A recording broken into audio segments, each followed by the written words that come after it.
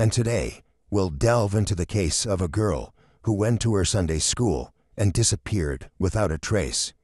The police and hundreds of volunteers searched everywhere, but couldn't find the girl. This mystery remained unsolved for a whopping 48 years until an unexpected twist helped reveal the shocking truth.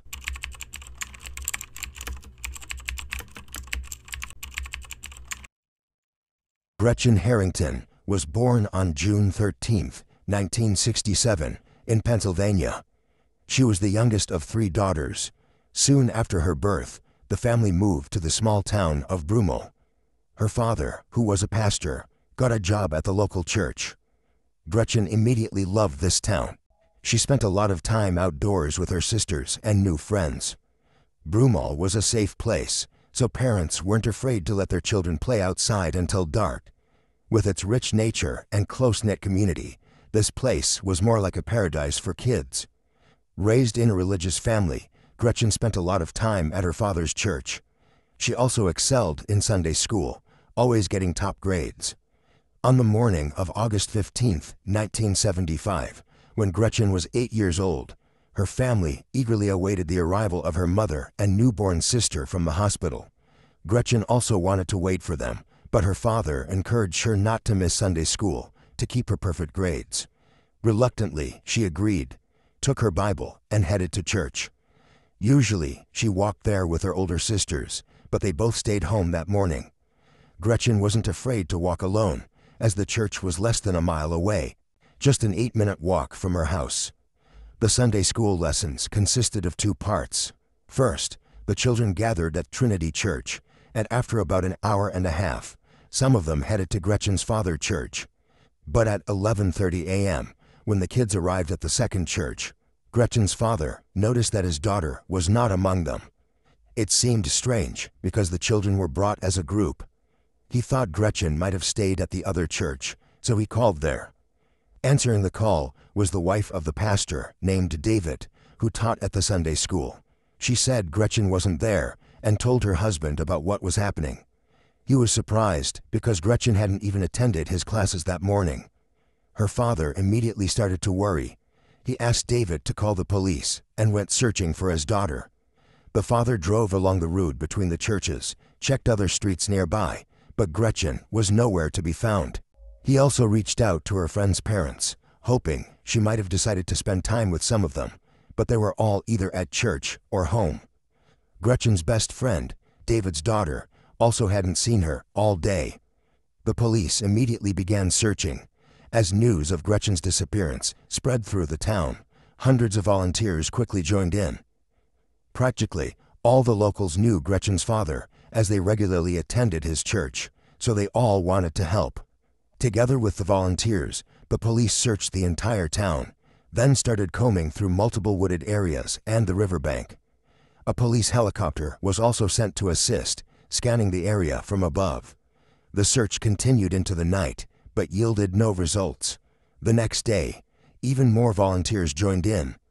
The police created flyers with Gretchen's photo and information about her disappearance, which were posted along roads and handed out to passing drivers. Despite all efforts, not only did the police fail to find Gretchen, but they couldn't even determine what happened to her. After several days of searching, they didn't find any significant leads at all, and Gretchen's fate remained unknown. Her disappearance became a heavy blow to the local community. People were used to letting their children roam the streets freely from a young age, and nothing like this had ever happened before. The kids could spend hours wandering in the woods, swimming in the river, without adult supervision, and their parents never worried. But now, all of that was in the past. The fact that no one knew what happened to Gretchen only added to their fear. People discussed various theories. Some thought she might have run away from home. Others believed she went swimming in the river and drowned. But the most frightening theory was that someone had abducted her. Parents stopped letting their children out unsupervised. One local woman even cut her daughter's long hair so she would resemble a boy. Once a safe and peaceful town, overnight it became a place where people lived in uncertainty and fear. The police also questioned anyone who might have had any connection to Gretchen's disappearance. During these conversations, they received several intriguing leads. One witness reported seeing a girl resembling Gretchen near the church that morning. A green station wagon approached her, but the witness didn't see what happened next. Another person shared a similar story, but this time they said a white Cadillac approached the girl. The police followed up on these leads, checked the owners of all vehicles matching the descriptions in the area, but couldn't establish their involvement. 4 days after Gretchen's disappearance, detectives got a new lead. A resident of Westchester, located 30 minutes away from Brummel, called the police and said that he had found children's shorts matching the description of Gretchen's clothing.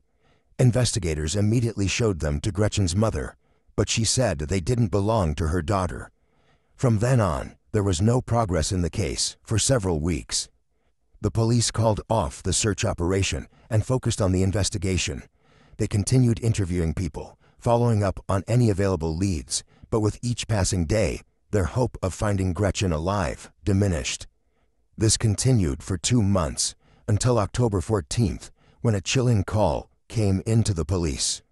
A man went for a jog in a large national park, about a 20-minute drive from Brummel. There, he noticed something strange in the bushes. At first, he didn't realize what it was, but when he came closer, he suddenly realized it was a human body. He immediately ran to the park rangers to inform them of the discovery, and they called the police. Officers quickly realized the remains were those of a child, but due to the extent of decomposition, identifying the child was extremely challenging.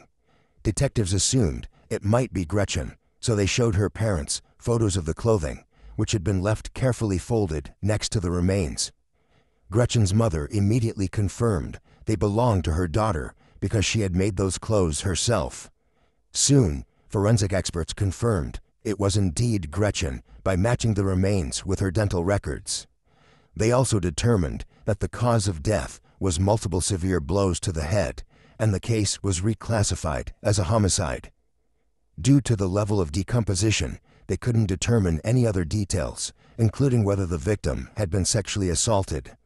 Moreover, DNA analysis didn't exist in 1975, so investigators were once again left without any clues. News of the murder reignited the attention of the local community, and the police began receiving even more tips. People realized that a dangerous criminal could still be somewhere among them, so everyone wanted to see the perpetrator brought to justice as soon as possible. Investigators received dozens of tips about suspicious men spotted in the park area where Gretchen's body was found, but all these tips led to dead ends. They also checked everyone living within a few-mile radius who had a history of violent crimes, but this yielded no results either. Several months after the discovery of the body, the case completely stalled, and there were no developments since then. Over the following years, the investigation was reopened from time to time. Detectives reviewed all available tips and leads, but each time it ended nowhere. The main problem was that detectives had no evidence at all. Even when the police began using DNA analysis, it didn't help in this particular case because no foreign samples were found on Gretchen's remains or her clothing. As a result, the case remained unsolved for many decades. It was occasionally mentioned in newspapers and featured on TV, but only in recent years, Gretchen's murder once again reignite wide public attention. 2 journalists, Joanna and Mike, decided to write a book about the crime. They worked on it for several years, gathering all available information, piece by piece, and trying to uncover new facts. Both journalists grew up in Brummel and were roughly the same age as Gretchen at the time of her murder. Joanna, who was only 9 at the time, remembered it pretty well because it not only impacted her life, but also the entire town. After Gretchen's disappearance, children could no longer roam the streets or leave home unsupervised. They all feared that the perpetrator might strike again, and this fear haunted them for many years. Even young children couldn't help but feel how their lives had suddenly changed, so they all remembered Gretchen's murder throughout the years. To write the book, Joanna and Mike secured access to the case documents and spoke with many individuals involved in the case. They carefully pieced together the events of those days, detailing the entire story. This book was released in 2022 and immediately attracted significant attention to the case. However, its major impact came months later when a woman contacted the police to discuss Gretchen's case. She met with the leading detective to tell her story. The woman said that she was 10 years old at the time of the murder and lived in Havertown, just a short distance from Gretchen's home. She was friends with Gretchen and her older sisters, as well as numerous other kids in the area. She often slept over at her friends' houses. And one night, something horrifying happened. While she was staying at the house of two sisters, she woke up in the middle of the night to someone touching her. When she opened her eyes, she saw their father in front of her, who quickly left the room. She was afraid to tell anyone about it and stayed in this house for another night. The same thing happened again. Her friend's father entered the bedroom and started touching her. The following morning, she finally told one of the sisters what had happened. To her surprise, she answered that it happened quite frequently. The girl also said that her father sometimes came to her sister at night. When she returned home, she told her parents everything.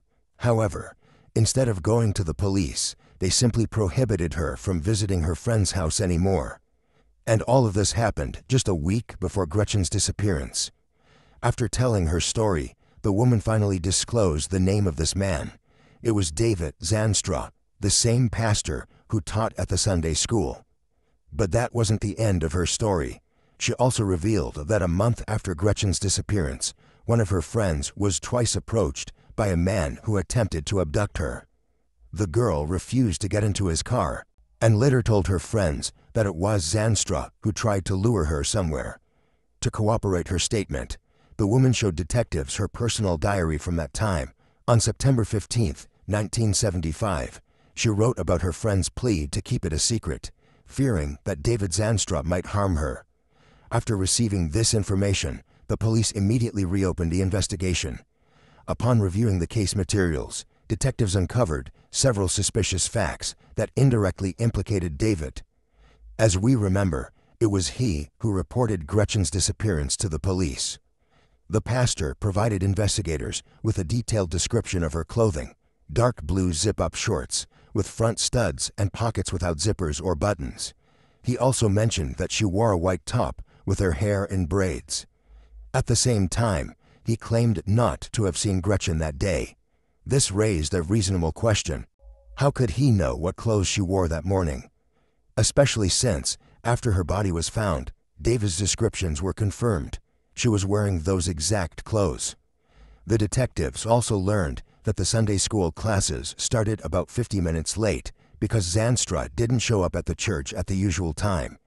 It meant that he would have had enough time to abduct Gretchen, murder her, dispose of her body in the park, and return to the church to begin his lessons.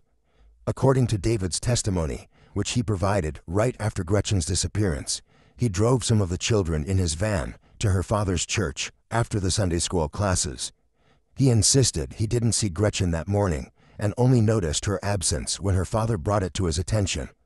Another intriguing fact was that David, along with his wife and 3 children, moved to another state just a few months after the disappearance. The pastor also owned several vehicles, one of which was a green station wagon.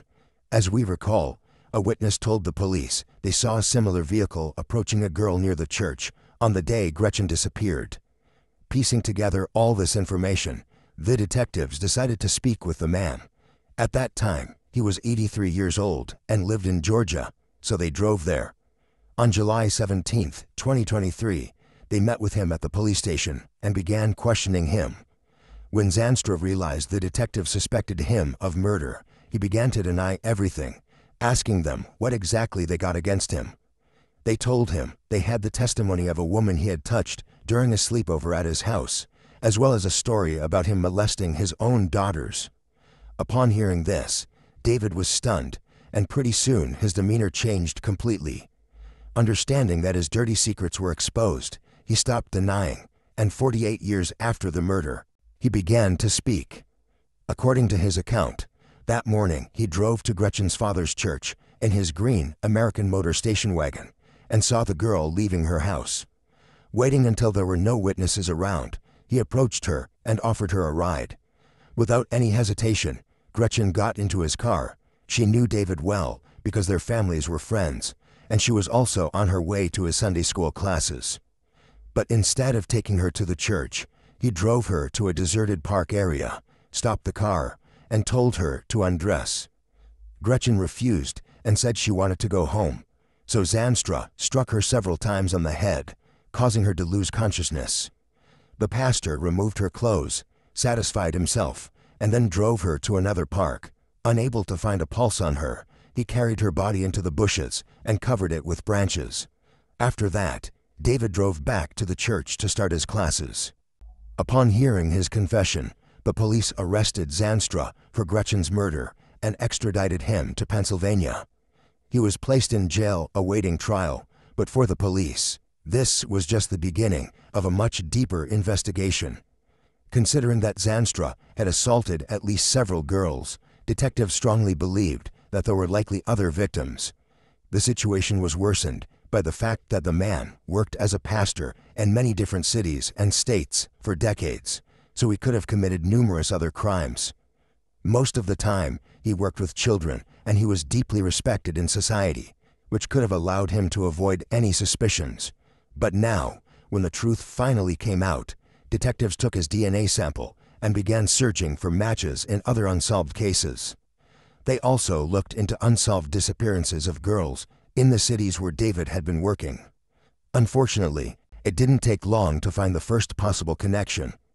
Investigators quickly came across the disappearance of 4-year-old Amanda Campbell from California, which occurred in 1991. Like Gretchen, she walked out of her home in a quiet neighborhood and vanished without a trace. At the time, David Zanstra worked as a pastor in that same neighborhood.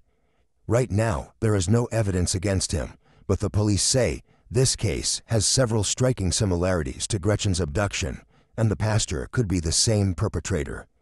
They are also continuing to investigate his possible involvement in other crimes. Considering that all of this is happening right now, we may learn a lot more in the coming months. As for the trial for the murder of Gretchen, it has not yet begun. It is possible that David's lawyers will want to prolong the process and advise him to retract his confession. In that case, the trial could drag on for years, and there are no guarantees that the man will live to see the verdict. Alright guys, share your thoughts on this story in the comment section, and don't forget to hit the like button and subscribe. Thank you for watching.